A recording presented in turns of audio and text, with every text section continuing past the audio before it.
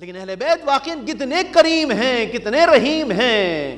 یہ وہ ہیں کہ جو موت کے سکرات کو، سختیوں کو کیسے ختم کیا جائے اس کو بتا رہے ہیں. رسول فرماتے ہیں کہ اگر چاہتے ہو کہ تم پر موت آسان ہو جائے تو تم اول وقت نماز پڑھو. اول وقت کیوں اول وقت نماز پڑھو؟ رسول فرماتے اس لیے کہ جو شخص اول وقت نماز پڑھتا ہے ملک الموت اسے دیکھتے ہیں اور جب روح قبض کرنے کے لیے آتے ہیں تو پہلے کلمہ پڑھاتے ہیں پھر روح قبض کرتے ہیں. دیکھیے پہلے کلمہ پڑھاتے ہیں پھر روح قبض کرتے ہیں. اور جس قدر روح قبض ہوتی ہے عزیزو، امام جعفر صادق علیہ السلام فرماتے ہیں کہ یہ وقت بہت سخت ہوتا ہے، نہایت سخت، اس لیے کہ شیطان اپنے پورے گروپ کے ساتھ موجود ہوتا ہے اور کوشش کرتا ہے کہ جس طرح سے اس نے زندگی میں ہم نے اپنے اس کو بہکایا ہے ویسے اس قد بہکایا جائے. اس لیے امام فرماتے ہیں احذروا موتاکم ولقنوا لا الہ الا اللہ فبشروہم بالجنہ.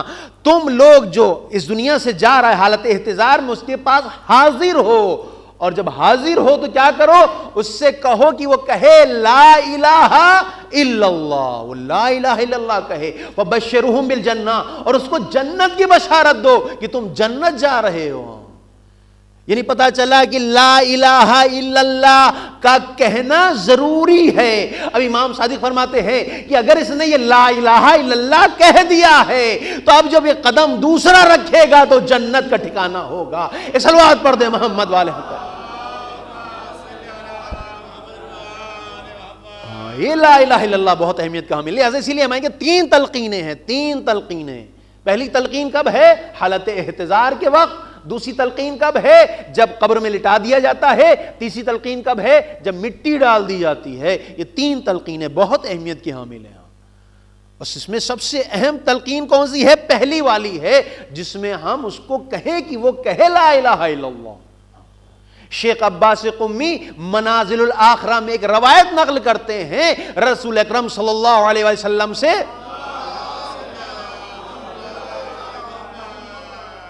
اب فرماتے ہیں کہ کچھ لوگ رسول کے پاس پہنچے کہ یا رسول اللہ ایک جوان ہے جو حالت جانکنی میں ہے، حالت احتضار میں ہے اور اس کی روح نہیں نکل رہی ہے، آپ چل کے دعا کر دیجئے. رسول آئے، بیٹھے. اب رسول تلقین کرا رہے ہیں. ہم سوچے رسول تلقین کرا کہہ رہے ہیں کہو لا الہ الا اللہ. یہ لا الہ الا اللہ نہیں کہہ پا رہا ہے. دیکھا کیا ایک بوڑھی عورت بیٹھی ہوئی ہے. کہا کیا تم اس کی ماں ہو؟ کہا ہاں میں اس کی ماں ہوں. کہا تم اس سے راضی نہیں لگتی؟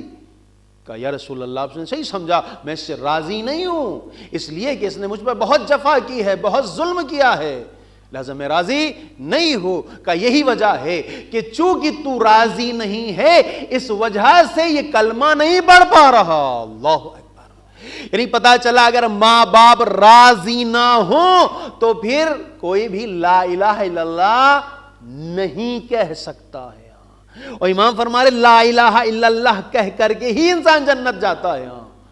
سخت ہے واقعہ. یا تو اول وقت نماز پڑھے، یا اول وقت نماز پڑھنے والا جب اول وقت نماز پڑھ رہا ہوگا تو جب ملک الموت روح قبض کریں گے تو خود تلقین پڑھاتے ہیں کہ تو کہو لا الہ الا اللہ، کہو محمد رسول اللہ، کہو علی حجت اللہ، تب لے جائیں گے اس کو.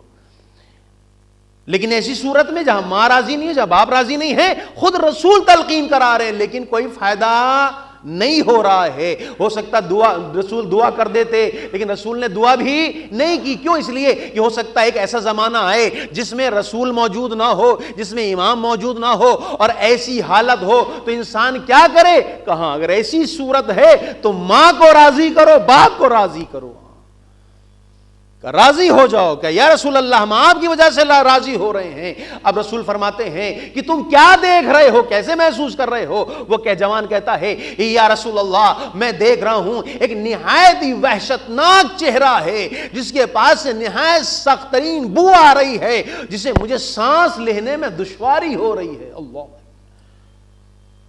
رسول کہتے ہیں اس جملے کو تکرار کرو. وہ جملہ کیا ہے؟ یا من یغفر الیسیر ویعفو عن الکثیر اقبل من الیسیر ویعفو عن الکثیر. اے کمیوں کو قبول کرنے والے اور زیادتیوں کو معاف کرنے والے، ہمارے کم اعمال کو قبول کر لے اور ہمارے زیادہ گناہوں کو معاف کر دے. رسول دعا کرا رہے ہیں، وہ دعا کرتا ہے، رسول پوچھتے ہیں اب کیسا محسوس ہو رہا ہے؟ کہ یا رسول اللہ وہ شخص اب دور ہو گیا ہے تھوڑا ہم سے. کہا پھر اس دعا کو پڑھو. پھر وہ دعا پڑھتا ہے، کہتا اب کیسا محسوس ہو رہا ہے؟ کہ یا رسول اللہ اب اور دور ہو گیا ہے. رسول کہتے ہیں پھر اس دعا کو پڑھو. وہ پھر اس دعا کو پڑھتا ہے.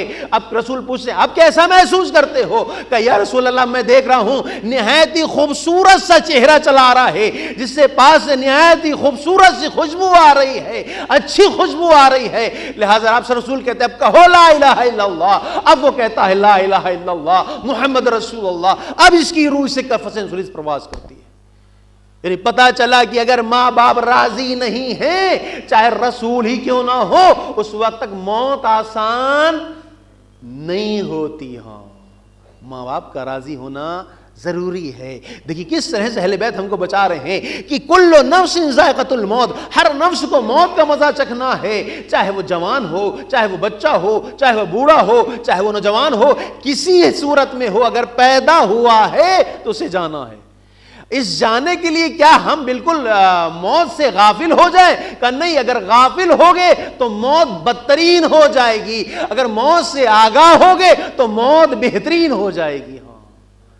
تو پتا چلا اگر سخت موت آنے کے لیے بچنا ہے تو سب سے پہلے کیا ہے؟ ماں باپ راضی ہو. اگر ماں باپ زندہ ہیں تو ان کا احترام کرے، ان کی خدمت کرے، اور اس دنیا میں نہیں ہے تو کم سے کم ہر روز ہم سورہ حمد ایصال کرتے رہے تاکہ ہمارے ماں باپ ہم سے راضی رہیں. دوسری چیز امام رسول کیا فرما رہے ہیں کہ ہر نماز واجب کو یعنی اول وقت انجام دو. پھر فرماتے ہیں اگر اس سخت ترین موت سے بچنا ہے تو ہر نماز واجب کے بعد تھوڑا سا قرآن پڑھو، اس لیے کہ جو بھی قرآن پڑھتا ہے ہر نماز واجب کے بعد اللہ اس کی موت کو آسان بنا دیتا ہے.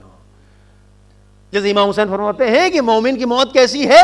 ایسی ہے جیسے پھول سے خوشبو نکلتی ہے. لیکن کس کے لیے ہے؟ اس کے لیے ہے جو ہر نماز واجب کے بعد قرآن پڑھے. یا رسول فرماتے ہیں کہ اگر سکرات موت سے بچنا ہے تو اپنے رکوع کو طول دو،